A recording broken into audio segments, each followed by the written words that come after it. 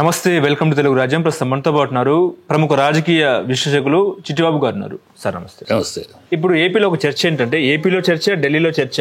రాజ్నాథ్ సింగ్ గారు, రక్షణ శాఖ మంత్రి రాజ్నాథ్ సింగ్ మొదటగా జగన్మోహన్ రెడ్డికి ఎందుకు ఫోన్ చేసినట్టు, మరి ఆయన చంద్రబాబు నాయుడు పర్మిషన్ తీసుకుని జగన్మోహన్ రెడ్డికి ఫోన్ చేయాలా లేదా అని చెప్పేసి అడగొచ్చు కదా అని చెప్పేసి కూడా ఇటు కూటమి నేతలు చంద్రబాబు ఆయన పర్మిషన్ అడగడానికి, చంద్రబాబు మేము ఎన్డీఏ ప్రెసిడెంట్ కాదు, కన్వీనర్ కాదు కదా. ఆ పర్మిషన్ అడగాలంటే అమిత్ షాని అడగాలి.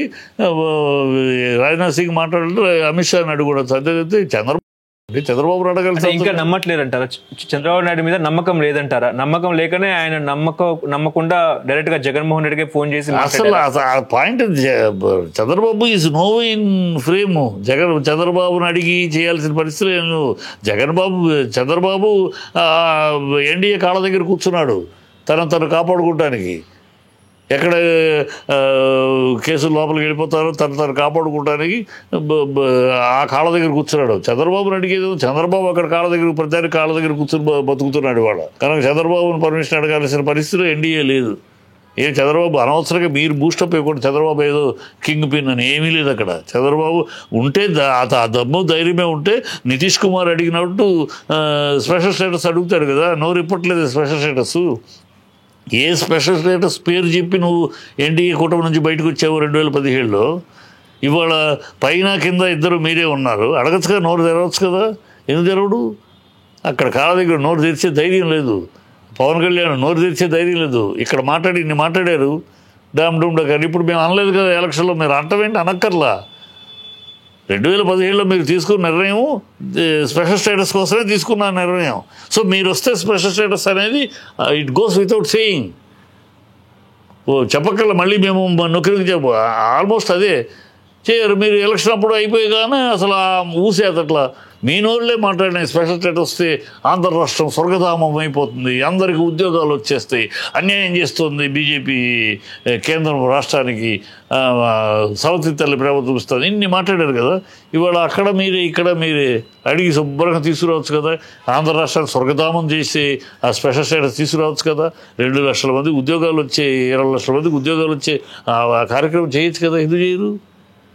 మాట్లాడే ధైర్యం కానీ మాట్లాడే దమ్ము కానీ లేదు. ఓకే, ఇప్పుడు రేపు బీహార్లో ఎన్నికలు జరుగుతూ ఉన్నాయి.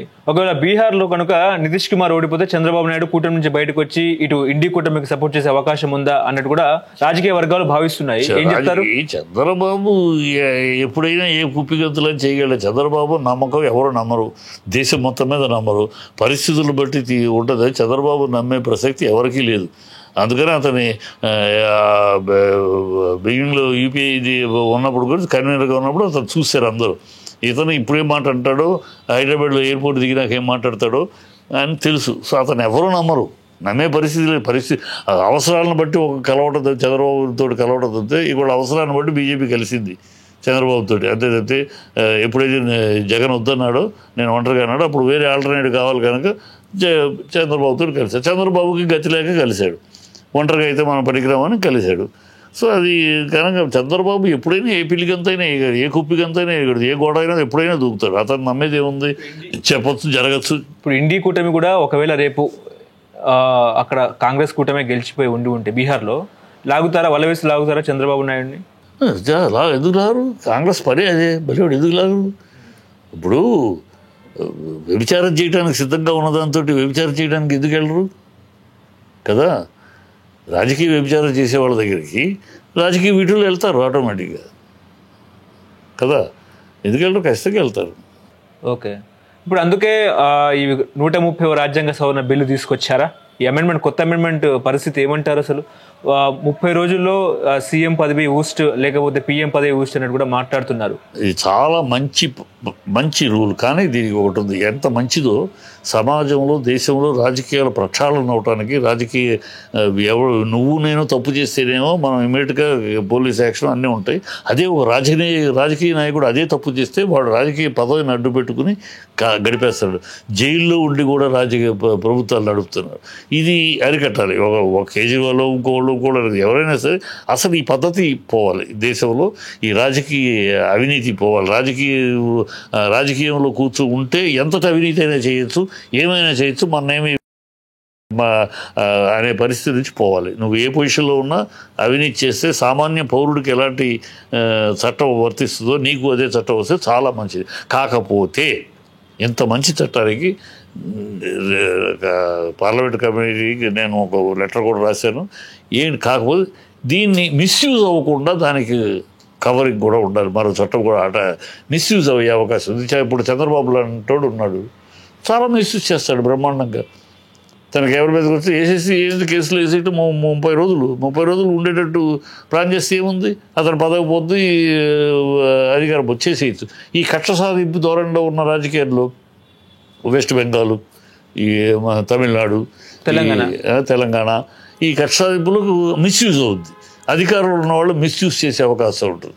అది చేయకుండా అది రాకుండా 30 రోజులు అనేదానికి ఎందుకు 15 రోజులు వేస్తాం, ఇంకా ఏదో సెక్షన్స్ వేస్తే ఎక్సెక్షన్ 30 రోజులు అయిపోద్ది. 30 రోజులు అవటం పెద్ద ఈ సింపుల్ విషయం. సో అది అలాంటి మిస్యూజ్ అవ్వకుండా అలా చేసిన వాళ్ళని ఆ కేసు తప్పు అని ప్రూవ్ అయితే అలాంటి వాళ్ళకి ఇలాంటి శిక్ష ఉండాలి. ఒక ముఖ్యమంత్రి ఒకళ్ళ మీద ఒక ప్రభుత్వం కక్ష సాధించడం మీద ఒకళ్ళు చేసింది. సపోజ్ నిన్నే ప్రభుత్వం తప్పు కేసు పెట్టింది, అది తప్పు అని ప్రూవ్ అయింది అనుకో, ఆ పెట్టిన ఎవరైతే కంప్లైంట్ ఇచ్చారో సీఎంఓ మనిషి వాడిని డిస్క్వాలిఫై చేయాలి, వాడిని కూడా డిస్క్వాలిఫై చేయాలి. అప్పుడు ఆ భయం ఉంటుంది తప్పుడు చేయటానికి, దీన్ని మిస్యూజ్ చేయటం. సో ఎంత మంచో దాన్ని జాగ్రత్తలు తీసుకోవాల్సిన అవసరం కూడా ఉంది. అది మిస్యూజ్ అవ్వకుండా కాపాడాల్సి ఈ చట్టంలోనే అది కూడా కావాలి. ఇప్పుడు ఈ బిల్లు వచ్చిన తర్వాత కొంతమంది మాట్లాడుతున్నారు ఏంటంటే జగన్ పరిస్థితి ఏంటి, జగన్ కూడా సిబిఐ ఈడీ కేసులో నిండా మునిగారు కదా, మరి అతనికి ఎందుకు సపోర్ట్ చేస్తున్నారు కేంద్రము, అదేవిధంగా సీఎంగా స్కాములు చేసిన జగన్ పై ఇంత మెతక వైఖరి ఏంటి అన్నట్టు కూడా మాట్లాడుతున్నారు. చంద్రబాబు పై మెతక వైఖరి ఏంటి, ఉన్నాడుగా జైల్లో చంద్రబాబు, రేవంత్ రెడ్డి జైల్లో ఉన్నాడు కదా, 30 రోజులు మించే ఉన్నాడు కదా, వాళ్ళ బతుకులు ఏంటి, జగన్ మాట వెళ్తే జగన్ మాట మీ బతుకులు ఏంటని మీ తరపున మీరు వెళ్ళి జైల్లో కూర్చున్నారు కదా, మీరే చెప్పండి సమాధానం. మీరు చెప్తే వాళ్ళు చెప్తారు కదా. ఊరినే మీరేదో సొంత పూసల్లాగా మీరు జైలుకి వచ్చిన బాపతులేగా, జైలు పక్షులేగా, మీరు జైల్లో ఉండొచ్చిన వాళ్ళే కదా 30 రోజుల పైనే, మీరేదో సొంత పూసల్లాగా మాట్లాడితే ఎట్లా? అంటే జైలులో నుంచి పరిపాలించే తప్పే, మరి బెయిల్పై పరిపాలిస్తే తప్ప ఒప్ప అన్నట్టు కూడా మాట్లాడుతున్నారు కదా. అసలు బెయిల్పై కూడా అదే ఈ చట్టం అన్నీ పనిచేస్తుంది కదా. బెయిల్ వేరు, బెయిల్ అనేది ఎందుకు ఇస్తారు, రీజన్ ఉంటేనే ఇస్తారు, ఊరినే బెయిల్ ఇవ్వరు. అందుకని ప్రభుత్వాలు ఏం చేస్తాయంటే కక్ష సాధింపు చేసేటప్పుడు నాన్ బెయిలబుల్ సెక్షన్స్ పెడతారు. నాన్ బెయిలబుల్ సెక్షన్స్ పెట్టేటప్పటికి 30 రోజులు అయిపోతుంది. ఈ కాకుండా చట్టం మార్పు రావాలి, కోర్టు దృష్టిలో కూడా, కోర్టు దృక్పథంలో కూడా మార్పు రావాలి. అరెస్ట్ అనగానే 15 రోజులు మినిమం, 10 రోజుల తర్వాతే ఆ జడ్జి గారు దాన్ని బెయిల్ పిటిషన్ వింటారు. అలా కాదు, అలా ఉండకూడదు. ఇలాంటి పొలిటికల్గా మా ఎమ్మెల్యేలు మంత్రులను వాళ్ళ ఇమీడియట్గా వారం రోజులు తేల్చేయాలి. వారం రోజులు ఇది బెయిల్ ఇవ్వబోయేదైందా కాదా తేల్చేయాలి. కక్ష అలా తేల్చకపోతే కోర్టులు కూడా దృక్పథం మారాలి. కోర్టుల దృక్పథం ఇవాళ ఏంటి, అరెస్ట్ అంటే 15 రోజులు. ఏదో పెద్ద ఇది సింపుల్గా అయితే స్టేషన్ బెయిల్ అయ్యి చిన్నట్లయితే అయితే మామూలుగా ఇలాంటి కేసులు ఇప్పుడు ఈ సెక్షన్ల ప్రకారం అనుకుంటున్న కేసులు అవినీతిలు అయితే 15 రోజుల తర్వాత కానీ అసలు హీరింగ్ వినరు జడ్జి గారు. అంటే ఎన్డీఏ కూటమిలో ఉన్న మంత్రులకు, ముఖ్యమంత్రులకు ఇది ఎక్స్పెన్షన్ అనుకోవచ్చు. ఏంటి మంత్రులు అందరికీ సీఎం అయినా కూడా, అంటే ఎన్డీఏ కూటమిలో ఎవరైనా ఉంటే వాళ్ళకి ఎటువంటి ఇబ్బందిగా ఉండదు కదా సార్. ఎందుకు ఉండదు, ఎందుకంటే చట్టం అది చెప్పట్లేదు. Ruling party approve any common man కాడ నుంచి, నీ కాడ నుంచి, నువ్వు నేను కాడ నుంచి, ఎంపీ అయినా ఎమ్మెల్యే అయినా ఒకే చట్టం. అది ఇక్కడ పాయింట్. అందరికీ ఒకటే, అది కావాలా లేదా? వాళ్ళ పొజిషన్ బట్టి వాళ్ళకి వేరే చట్టం, నీకు వేరే చట్టం, నాకు వేరే చట్టం వర్తిస్తుందా? కాదు కదా. అంటే విపక్షాల ప్రభుత్వాన్ని కూల్చేందుకు ఈ చట్టం తీసుకొచ్చారు, ఈ బిల్లు పాస్ చేస్తున్నారు. అది సన్నాసులు వాళ్ళ ఊళ్ళో రాజకీయం. ఎందుకు భయపడతారు మీరు? ఇప్పుడు మీరు భయపడాల్సిన అవసరం విపక్షాలు. మీరు తప్పు చేస్తే కదా, మీరు అవినీతి చేస్తే కదా, మీరు అలాంటి సెక్షన్స్లో ఇరుక్కుంటే కదా. ఇప్పుడే మేము ఇరుక్కుంటాం, మేము తప్పులు చేస్తాం, మమ్మల్ని అరెస్ట్ చేస్తారేమని భయం ఎందుకు? అది అందరికీ ఉంది కదా. మీరు పెట్టండి. ఎన్డీఏలో మీ కేసు పెట్టడానికి ప్రభుత్వం పెట్టక్కర్లేదమ్మా, నేను కూడా వెళ్ళి పెట్టచ్చు. నాకు పలానా రూలింగ్ పార్టీలో ఉన్న ఒక police officer can arrest PM. ఈ రూల్ ప్రకారం ఒక పిఎంని కంప్లైంట్ ఇస్తే ఆధారాలతో కనుక ఫస్ట్ ప్రైమా ఫేసి ఆధారాలతో ఇస్తే ఇక police officer can go and arrest prime minister. అది చట్టం. నువ్వు నీకు ఆధారం ఉందనుకో, ఒక మినిస్టర్ మీద, రూలింగ్ పార్టీలో ఉన్న మినిస్టర్ మీద ఆధారాలు ఉన్నాక ఈ కేసు కోర్టు విల్ యాక్సెప్ట్. ప్రభుత్వమే ఇవ్వాలని లేదు ఇవాళ చట్టంలో, ప్రభుత్వమే కేసు వేయాలని లేదు. A common man can go and file affidavit on against. So ఆటోమేటిక్గా జరుగుతుంది. అంటే ఈ బిల్ అనేది ప్రభుత్వాన్ని దించే ఆయుధమా? అదేవిధంగా ప్రభుత్వాల్లో ఎన్నిక విధానంలో బ్యాలెట్ కంటే ముఖ్యంగా లాకప్ మార్గమే సుగమం అవుతుందని కూడా చర్చ. వీళ్ళు అపోజిషన్ మాట్లాడే మాటలకి ప్రతి మన్మోహన్ సింగ్ గారు తెచ్చిన చట్టం ఏంటి, దాన్ని ఎందుకు ఆ రోజు రాహుల్ గాంధీ చింపేశాడు? వీళ్ళు అవసరానికి మాట్లాడుతూ ఉంటారు. అది కావాలని చట్టం, అందరూ ప్రజల్లో ఉన్న చట్టం, ప్రజల్లో కోరుకుంటుంది. ప్రజల్లో ప్రక్షాళన జరగాలి. రాజకీయ నాయకులకు ఒక చట్టము, కామన్ మ్యాన్కి ఒక చట్టం ఉండటానికి వీల్లేదు. ఇది జరుగుతుంది ప్రస్తుతం. కామన్ మ్యాన్కి ఒక చట్టం జరుగుతుంది, రాజకీయ నాయకుడికి ఒక చట్టం. ఇది జరగడానికి వీల్లేదు. ఎవరికైనా ఒకటే చట్టం వర్తించాలి. ఇది ప్రజా కోరిక, ప్రజాభిప్రాయం. ఇది తీసుకొచ్చారు. ఇది అందరికీ వర్తిస్తుంది. దాంట్లో ఏమి చట్టంలో రూలింగ్ పార్టీ మీద కేసు ఫైల్ చేయకూడదనో అదేం లేదే. Anybody can file case on anybody. టీడీపీలో ముందు జగన్ అరెస్ట్ చేయాలంటున్నారు మరి. టీడీపీలో జగన్ అరెస్ట్ చేయండి మరి ముందు అని చెప్పి మాట్లాడుతున్నారు. రేవంత్ రెడ్డిని చంద్రబాబుని కూడా అరెస్ట్ చేస్తే చేయొచ్చు. ఉంది జగన్ అరెస్ట్ చేయాలని అడిగే నోళ్ళు రేవంత్ రెడ్డిని చంద్రబాబుని కూడా అరెస్ట్ చేయమని అడగాలి కదా. మరి ఇప్పటికీ బెయిల్లోనే కదా ఉన్నారు. చంద్రబాబు బెయిల్లోనే కదా ఉన్నాడు. బెయిల్ మీద ఉంటే కదా అది క్లియర్ అవ్వలేదు కదా. అది ఉంది కదా, కేసులు ఉన్నాయి, ఇంకా చాలా కేసులు ఉన్నాయి ఆయన మీద, ఆస్తులు దీని మీద. అరెస్ట్ చేయమని అందరినీ, నో ప్రాబ్లం.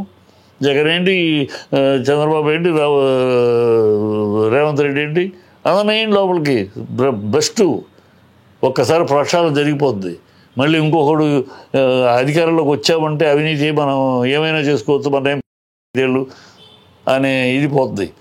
ఏమవ్వలేదు, ఇంతకు ముందు అవ్వలేదా? జయలలిత అవ్వలేదా సీఎంగా? అరెస్ట్ అవ్వలేదు జయలలిత. లాలూ ప్రసాద్ అవ్వలేదా సీఎంగా? కొత్త సీఎంగా సుబే సోరెన్ అవ్వలేదా సీఎంగా ఉన్నప్పుడు అరెస్ట్ అయ్యారు. ఎందుకు అవ్వలా? ఓకే. హలో, తెలుగు రాజ్యం ఛానల్ చూస్తున్నారా? సామాజిక, రాజకీయ, జీవన చిత్రణే తెలుగు రాజ్యం. అతిశయోక్తులు, అసత్యాలు ఉండవు. రాజకీయ కోణం కాదు, ప్రజా కోణమే కొలబద్ద. తెలుగు రాజ్యం వీక్షణ మీ ఉత్తమ అభిరుచికి నిదర్శనం.